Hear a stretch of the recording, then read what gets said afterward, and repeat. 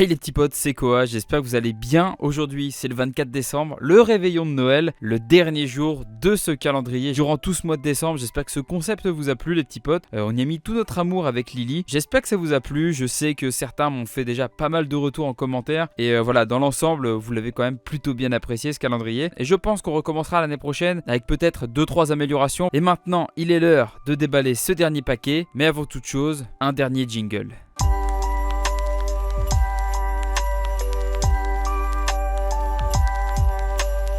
Alors les petits potes, pour ce dernier paquet, qui est le paquet du réveillon de Noël, de Koa, de la chaîne...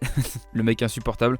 Alors, celui-ci aussi était évident. Il y a un petit chapeau du Père Noël les gars. Je pense que c'est un manga en rapport avec Noël et dans ce cas-là, ça ferait sens et...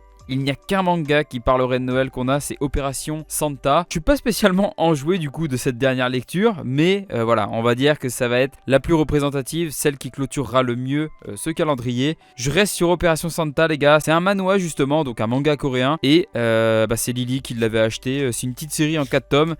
Voilà, forcément les gars, c'était obligé que ce serait ça. On a donc Opération Santa, un shonen qui s'adresse plutôt à un public très jeune je pense. Mais voilà, je vais lire ça les gars, c'est le jeu, c'est le dernier cadeau de ce calendrier. On se retrouve tout de suite pour mon avis. Les petits potes, alors Opération Santa, figurez-vous que j'ai été mauvaise langue.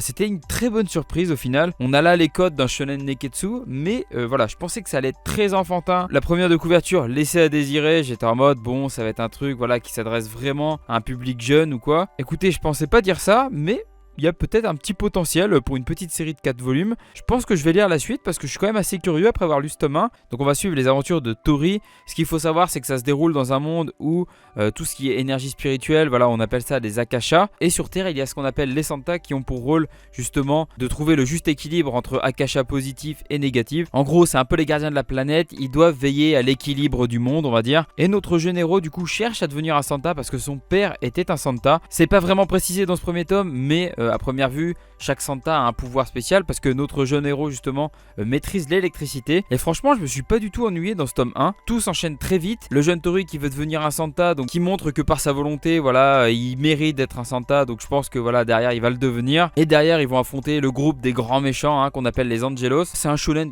très classique dans sa construction, mais ça marche plutôt bien. Et voilà, sur le thème de Noël, au moins ça a le mérite d'être original.